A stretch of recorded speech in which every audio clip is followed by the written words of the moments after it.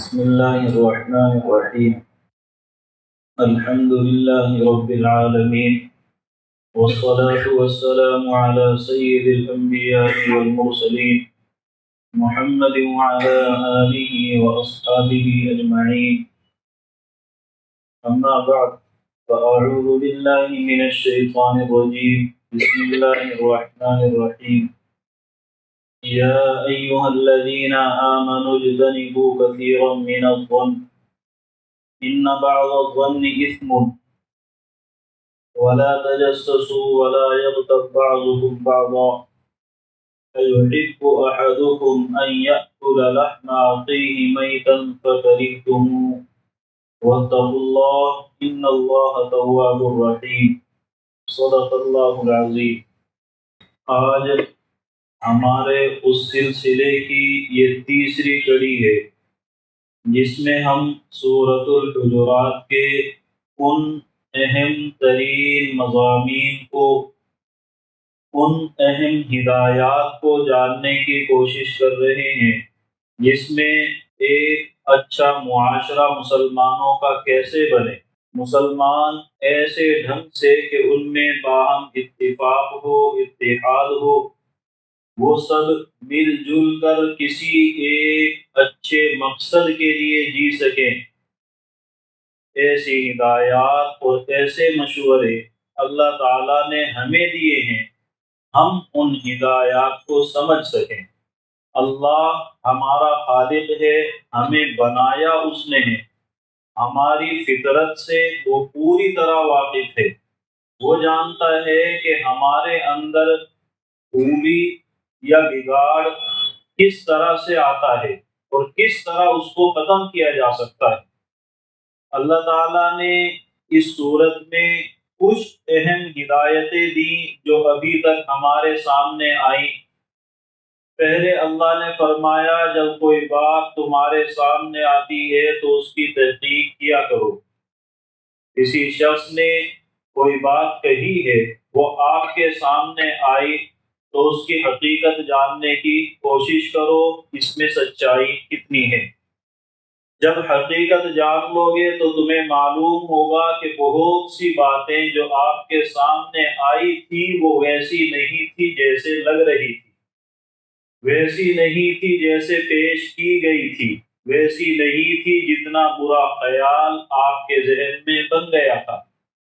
تو اس طرح بہت سی وہ باتیں، بہت سی وہ غلط فہمیاں جو پیدا ہوئی کسی قدم کو اٹھانے سے پہلے ہی ختم ہو جائیں گی. پھر اللہ اس صورت میں یہ ہدایتیں کیوں دے رہا ہے؟ یہاں اللہ نے وہ مقصد ذکر کیا کہ آپس میں جھگڑا نہیں ہونا چاہیے، یہ اصل مقصد ہے. آپس میں اختلافات نہ ہو، آپس میں اتفاق اور اتحاد کے ساتھ زندگی گزرے، ایک دوسرے کے ساتھ باہم الفت و محبت قائم ہو. تو اس کے لیے یہ اصول ہیں. پہلا کہ تمہارے درمیان غلط فہمیاں اگر کوئی ڈالتا ہے تو ان کو دور کرو. اگر ڈال دی گئی ہیں اور اس کی بنیاد پر کسی شخص نے کوئی قدم اٹھا لیا ہے تو اب عام مسلمانوں کی ذمہ داری ہے کہ اس اختلاف کو، اس جھگڑے کو ختم کرائیں. جب دیکھا کہ اس شخص نے اس بات کی وجہ سے فلاں شخص سے جھگڑا کیا ہے اور دونوں آپس میں ایک دوسرے سے رشتہ دار ہیں، کم سے کم یہ رشتہ ہے کہ دونوں ایمانی اعتبار سے اخوت کے رشتے میں قائم ہیں، بندھے ہوئے ہیں، دونوں ایمانی بھائی ہیں. ایمان نے دونوں کو ایک رشتہ دیا ہے بھائی چارے کا، انما المؤمنون اخوہ. تو جب ان میں اختلاف ہے تمہاری ذمہ داری ہے صلح کراؤ. اور اس موقع پر اللہ نے کہا واتقوا اللہ، اللہ سے ڈرو. صلح کراتے ہوئے یہ بات ذہن میں آتی ہے میں کیوں کراؤں؟ خدا کا خوف کرو، اللہ کا حکم ہے. صلح کراتے ہوئے کسی ایک طرف ذہن جا رہا ہے، واتقوا اللہ، طرف داری کرو گے خدا کے سامنے جواب دینا ہے.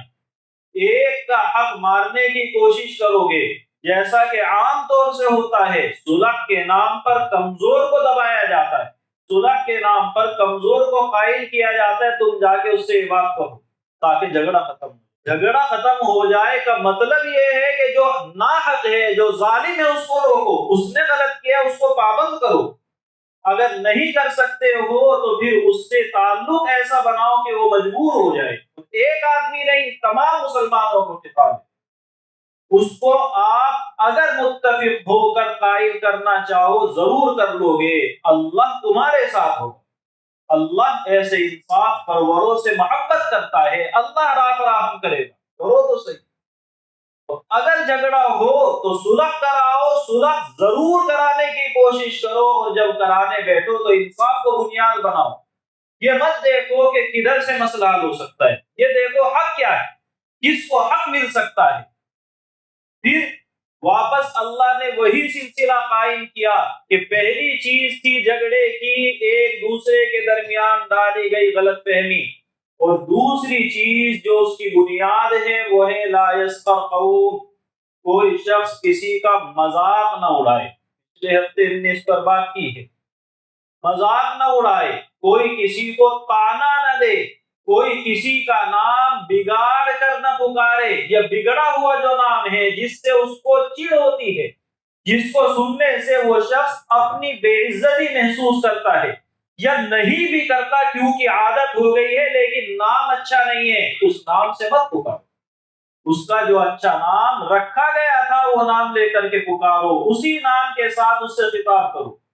ایک دوسرے کو اپنے الفاظ میں، اپنے خطاب میں عزت دو۔ تو جب آپ یہ کریں گے کہ غلط فہمیاں پیدا ہو جائے اس کو دور کرنے کی کوشش کریں گے، کوئی کسی کا مذاق نہیں اڑائے گا۔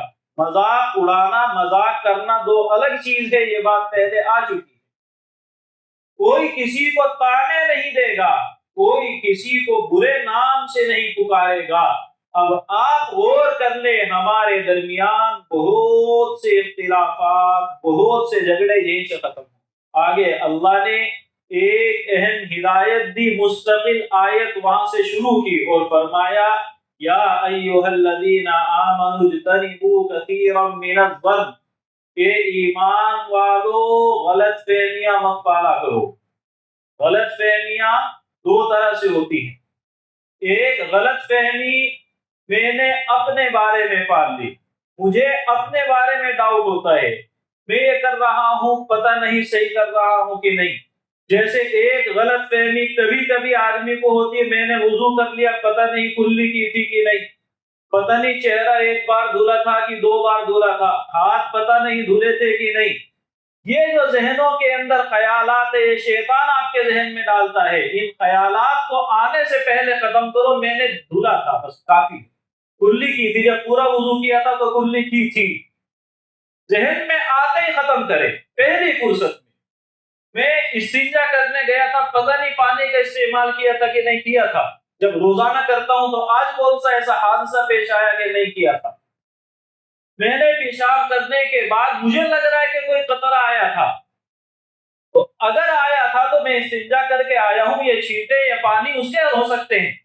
ذہن میں آئے تو پہلی فرصت میں اس کو سرے سے خارج کر دو کہ نہیں۔ ہاں اگر واقعتاً بیماری ہے، یقینی بات ہے کہ ایسا ہوا ہے، تو پھر اس کے علاج ہیں، اس کی تدبیریں ہیں، لیکن عام طور سے ہوتا نہیں ہے۔ اگر ہوتا ہے تو آپ اطمینان سے استنجا کریں، اطمینان سے کھکارنے کے ساتھ، باقاعدہ جب تسلی ہو جائے۔ اور ایسا آدمی اگر زیادہ واقعتاً مریض ہے تو اس کو چاہیے کہ پہلے وضو سے کچھ وقت پہلے استنجا کر لے، عین وضو سے پہلے نہ کرے۔ لیکن یہ بار بار بتا رہا ہوں کہ یہ کوئی ایسی چیز نہیں ہے جس کو آپ سر پر بٹھا لیں۔ نتیجہ کیا ہوتا ہے، نماز کھڑی ہو گئی ہے، نماز ہو رہی ہے، ایک رکعت ہو گئی، دو ہو گئی، ابھی تک ہمارا وضو ہی مکمل نہیں ہوا ہے۔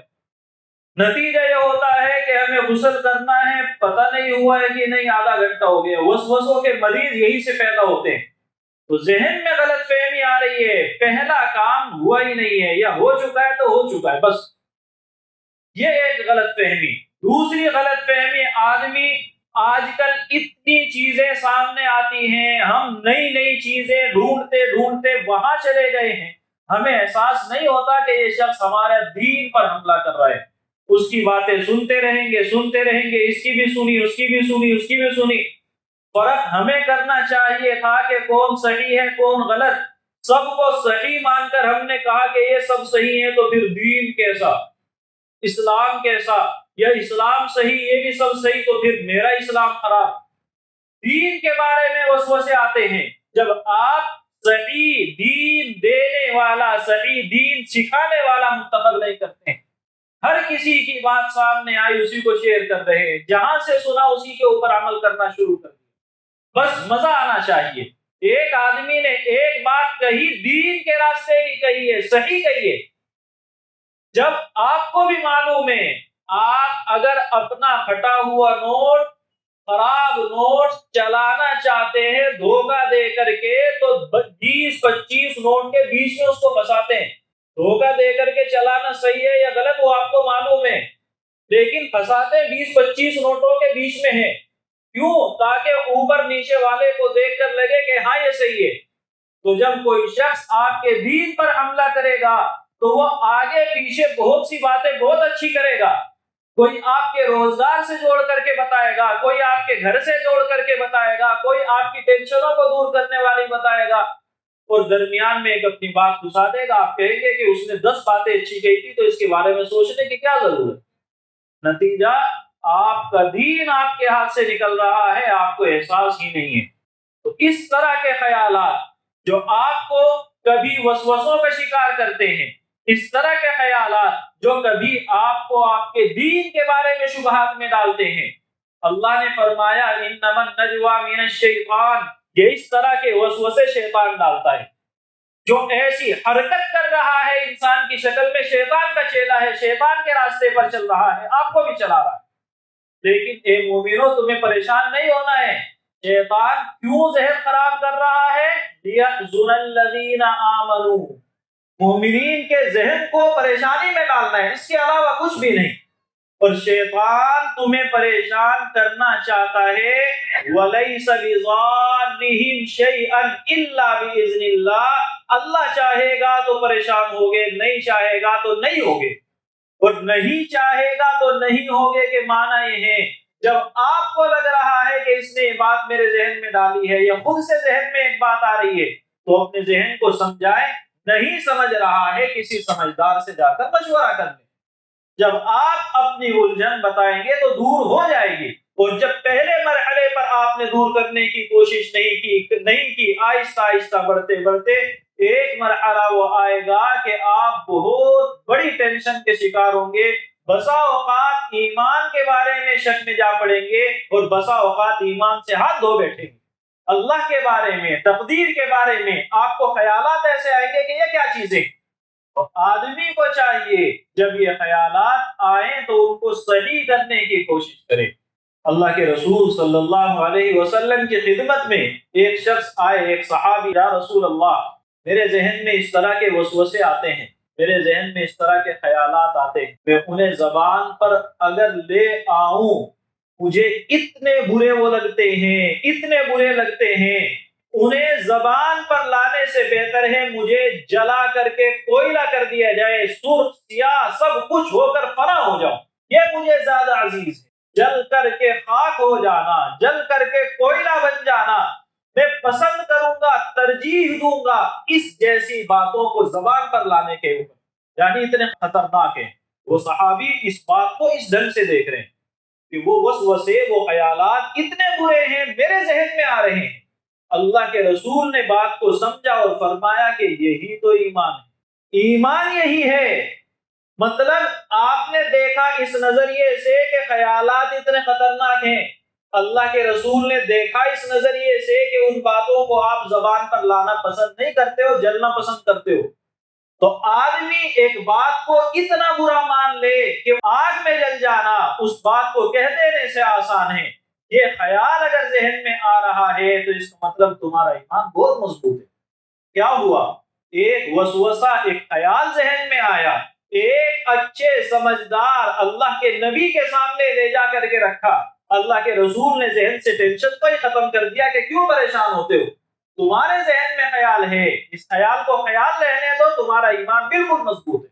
تو جب ذہنوں میں خیالات آتے ہیں تو ان خیالات کو پکانے کے بجائے ختم کرنے کی کوشش کریں، وہ تدبیر اختیار کریں کیسے یہ چیزیں ذہن سے دور ہوگی۔ یہ وہ خیالات ہیں، پہلے وسوسے، میرا یہ کام، میرا وہ کام، میں نے ایسے کیا، میں نے ویسے کیا۔ دوسرے وہ خیالات جو آپ کے ایمان پر حملہ کرتے ہیں، دونوں آدمی کو خود کو نقصان پہنچاتے ہیں۔ ایک تیسرا خیال ہے جو آپ کسی دوسرے شخص کے بارے میں قائم کرتے ہیں، وہ آدمی ایسا کر رہا ہے اس کا مطلب ایسا ہے، اس آدمی نے یہ بات کہی ہے اس کا مطلب وہ یہ کرنے والا ہے، اس شخص نے یہ کام کیا ہے اس کا مطلب وہ لوگوں کو دکھاوا کرنا چاہتا ہے، اس آدمی نے اس کے ساتھ ایسے بات کی ہے، بات ہمدردی کی ہے، لیکن اس کے دل میں اخلاص نہیں ہے، وہ ایسی بات کر ہی نہیں سکتا۔ یعنی کوئی شخص کچھ بھی کر لے، آپ کے ذہن میں ہے کہ وہ آدمی غلط ہے اس لیے وہ غلط ہے، اس نے یا تو ریاکاری کے لیے، یا اخلاص ختم تھا اس وجہ سے، یا اس کو نقصان پہنچانے کے لیے، یا مجھے نقصان پہنچانے کے لیے، یا میرے بارے میں لوگوں کا ذہن خراب کرنے کے لیے، کچھ بھی بات ذہن میں لائیں گے اس وجہ سے یہ کام ہوا ہے، حقیقت میں وہ آدمی کر ہی نہیں سکتا ہے۔ یہ وہ بدگمانی ہے جو آپ کسی دوسرے شخص کے بارے میں قائم کرتے ہیں۔ اللہ نے فرمایا یا ایھا الذین آمنوا اجتنبوا کثیرا من الظن، اس طرح کے خیالات کو ذہنوں میں پکانے سے بچو، اس طرح کی باتیں، اس طرح کی بدگمانیاں ذہنوں کے اندر مت لاؤ، یقیناً ایسے خیالات گناہ ہوتے ہیں، تم جو سمجھ رہے ہو وہ حقیقت ہے کہ نہیں، غلط فہمی جو ذہن میں پیدا کی ہے خدا کے یہاں پکڑ تو ہو۔ اللہ کے رسول صلی اللہ علیہ وسلم نے صحابہ کی ایک جماعت کو بھیجا، فلاں جگہ تمہیں جانا ہے، اور جنگ کے لیے اس جماعت کو بھیجا گیا تھا۔ راستے میں ایک قافلہ ملا، اس قافلے کے زیادہ تر لوگ موقع سے فرار ہو گئے۔ ایک شخص سامنے آیا، آ کر اس نے اپنے ایمان کو ظاہر کیا، ایمان کو ظاہر کرنے کے لیے اس نے باقاعدہ کلمہ اپنی زبان پر ادا کیا۔ وہ صحابی جو اس لشکر کے کمانڈر تھے، انہوں نے کہا کہ اس لیے کلمہ پڑھ رہا ہے کہ ہمارے سے بچ جائے، تیرے ساتھ میں بکریوں کا ریوڑ ہے اس لیے بھاگ نہیں سکا، اپنی بکری بچانا چاہتا ہے اور اپنی جان بچانا چاہتا ہے، ہماری جماعت کو دیکھ کر ہمیں دھوکہ دے رہا ہے، اس لیے اس خیال میں اور یہ باقاعدہ کہنے کے ساتھ اس شخص کو قتل کر دیا۔ بعد میں جب یہ اپنے کام سے فارغ ہو کر کے آئے، اللہ کے رسول کے سامنے یہ واقعہ پہنچا، آپ بہت ناراض ہوئے اور آپ نے فرمایا اللہ شققت قلبہ، تو نے اس کے دل کو چیر کر دیکھا تھا، اس نے کس بنیاد پر کلمہ پڑھا ہے، تو نے دل چیر کر ٹٹول کر دیکھا تھا، اخلاص اندر ہے کہ نہیں، تجھے یہ حق کس نے دیا تھا؟ اللہ معلوم کرتا ہے، اللہ جانتا ہے کہ کس کے دل میں کیا ہے، اور وہ خود ذمہ دار ہے، تم پابند نہیں ہو۔ کون آدمی کس کام کو کس بنیاد پر کر رہا ہے یہ جاننا تمہارا کام نہیں ہے۔ اگر اچھائی سامنے ہے تو وہ اچھا ہے، اور اگر برائی کر رہا ہے تو اس کو سوچو کہ اس میں خیر کیا ہو سکتا ہے۔ وہ شخص جو سامنے سے کوئی کام کر رہا ہے اور آپ کو لگ رہا ہے کہ غلط ہے، لیکن ہو سکتا ہے اس کے پیچھے مقصد اچھا ہو، آپ وہ مقصد نہیں جانتے، اس لیے یا تو خاموش رہو، اور اگر خاموش نہیں رہ سکتے تو پھر اس سے پوچھ لو بھائی آپ یہ کام کیوں کر رہے ہیں۔ لیکن ایسا نہیں ہوتا ہے۔ ہم جہاں ایک شخص کے بارے میں اپنے ذہن میں ایک خیال بنا لیا کہ یہ آدمی ایسا ہے، اب ہمارے سامنے جب وہ کوئی بھی کام کرے گا، کام کا اینگل ادھر تھا، ہم گھما کر کے ادھر لائیں گے، اس نے یہ کام کیوں کیا ہے، دیکھو میں نے کہا تھا۔ آپ غور کر لیں، جب کوئی شخص آپ کے ذہن میں کسی آدمی کی طرف سے غلط فہمی ڈالتا ہے تو عام طور سے یہ کام شروع ہوتا ہے، جو اس نے بتا دیا یہ آدمی ایسا ہے، اب سننے کے بعد آپ کہیں گے ہاں یہ کام دیکھو یہ ہو گیا، اس نے یہ کیا دیکھو یہ ہو گیا، کیونکہ کسی بھی کام کو کسی بھی جگہ لا کر فٹ کرنا بہت آسان ہوتا ہے آدمی کے خیال میں۔ تو جب آپ دیکھتے رہے اور اس کو ویسا سمجھتے رہے لیکن حقیقت تو تھی نہیں، اب آپ کیا کریں گے کہ میں نے اس کے سامنے تو بتایا تھا یہ آدمی ایسا ہے لیکن یہ ہے تو نہیں، تو پھر اگلا کام آپ کریں گے جاسوسی کریں گے، کہیں سے مجھے کوئی ریزن مل جائے، کہیں سے ایک ثبوت مل جائے، کہیں سے ایک بات ہاتھ لگ جائے، کہیں سے اس کا کوئی کام میں دیکھ لوں، کہیں سے کسی ایسے آدمی سے ملتا ہوا اس کو دیکھ لوں، اور یہ کوئی ایک چیز مجھے ملے گی میں فوراً اس کو دکھا دوں گا، دیکھو میں نے کہا تھا یہ آدمی ایسا ہے۔ اس لیے اللہ نے فوراً اگلا لفظ کہا ہے وَلَا تَجَسَّسُوا، کسی کی جاسوسی مت کرو، کسی کی ٹوہ میں مت پڑو، کسی کے عیوب کے اندر تاک جھانک کرتے مت پھرو، اس کی حقیقت جو بھی ہے اس سے آپ کو کیا لینا دینا ہے؟ اللہ نے فرمایا یا ایھا الذین آمنوا علیکم انفسکم، تم اپنی فکر کرو، اپنے بارے میں سوچو، تمہاری آخرت برباد ہو رہی ہے یا نہیں ہے؟ دیکھو آپ مریض ہیں بڑے مرض کے، وہ آدمی چھوٹے مرض کے اندر مبتلا ہے، آپ کبھی بھی نہیں چاہو گے لوگ اس کے بارے میں بات کریں، لوگ میرے بارے میں بات کریں، میں زیادہ پریشان ہوں، وہ اتنا پریشان نہیں ہے۔ ڈاکٹر کے یہاں لائن میں لگے ہیں، ایک چھوٹا مریض ہے آپ سے آگے ہے اور آپ کا مرض بڑا ہے، وہاں آپ ڈاکٹر کو بھی کہیں گے اس کی فکر نہ کریں، میری فکر کریں۔ تو جب آپ کی ذہنیت خراب ہے، جب آپ کے ذہنوں کے اندر خیالات برے ہیں، تو اب آپ اپنے مرض کی فکر کریں۔ یہ حسد، یہ بغض، یہ کینہ، وہ بدترین جرم جو اللہ کے یہاں آپ کو بڑا مجرم بناتا ہے، وہ بدترین مرض جس کو روحانی مرض کہتے ہیں، جو آپ کو جہنم میں گھسیٹ کر کے لے جا سکتا ہے۔ اپنے اس مرض کی تشخیص کریں، اس مرض کا علاج کریں، دوسرے مریضوں کی ٹوہ میں نہ پڑیں۔ اللہ کے رسول صلی اللہ علیہ وسلم نے ایک موقع پر فرمایا جب کوئی بندہ کسی شخص کے عیوب کو تلاش کرنے میں لگ جاتا ہے، اس راستے پر جو بھی بتایا گیا چل پڑتا ہے، اس کا کوئی عیب، اس کی کوئی کمی میرے سامنے آئے گی، میں لوگوں کو دکھاؤں گا، تو پھر اللہ اس کی ٹوہ میں لگ جاتا ہے، اس کے عیوب تلاش کرنے لگ جاتا ہے، اور جس کی ٹوہ میں اللہ لگ گیا اس کو ذلیل کر کے چھوڑتا ہے۔ تو آپ غور کریں، آپ کسی کی جاسوسی کہاں تک کریں گے؟ کسی کے عیوب کہاں تک تلاش کریں گے؟ کتنے جاسوس پیچھے چھوڑیں گے؟ اللہ کو آپ کی ہر حرکت کا علم ہے، اللہ کو آپ کی ہر خیال اور تصور کا علم ہے، وہ جانتا ہے کہ کس موقع پر آپ کو ایکسپوز کرنا ہے۔ تو کسی کے پیچھے پڑھ کر خدا کو اپنے پیچھے لگانا کہاں کی عقل مندی ہے؟ ایک مسئلہ ہوتا ہے، حکومت آپ کی جاسوسی کرتی ہے، وہ سب کی ہو بھی رہی ہے، اور اس جاسوسی کا آلہ فون کی شکل میں سب کے پاس موجود ہے، سب کی ہوتی ہے، تو وہ ایک چیز ہے جس کو ہم کہیں گے جائز بھی ہے، کیونکہ اس کی ذمہ داری ہے کہ یہاں کوئی شخص حکومت کی مخالفت تو نہیں کر رہا، دیش کو نقصان پہنچانے کی کوشش تو نہیں کر رہا، اور اس حکومت کے پاس آپ کو کنٹرول کرنے کا انتظام ہے، آپ کر سکتے ہیں۔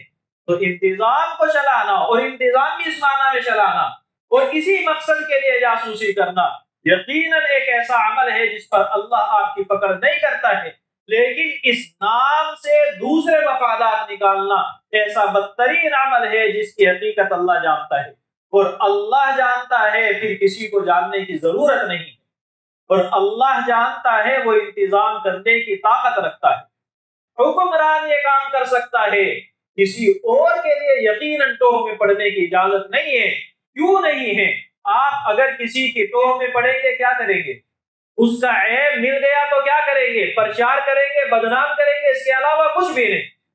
آپ کے پاس اقتدار نہیں ہے، آپ کے پاس کنٹرول نہیں ہے، جرم کو روکنے کا انتظام آپ کے پاس نہیں ہے، تو پھر سوائے بدنامی کے، سوائے ایک مومن کی عزت کو اچھالنے کے آپ کے پاس کوئی چیز ہے ہی نہیں۔ اس لیے اللہ نے فرمایا وَلَا تَجَسَّسُوا، کسی کی ٹوہ میں مت پڑو، کسی کی جاسوسی مت کرتے تھے۔ یہ چیزیں ہیں، آپ غور کر لیں، جب ہم اس راستے پر آ جائیں گے ایک بہترین ماحول ہمارے سامنے ہوگا۔ کچھ چیزیں باقی ہیں، انشاءاللہ بعد میں سامنے آئیں گی۔ اللہ تعالی ہم سب کو سمجھنے کی، عمل کی توفیق عطا فرمائے۔ ابھی صفحے سیدھی کر لیں اور سنتوں سے فارغ ہو جائیں۔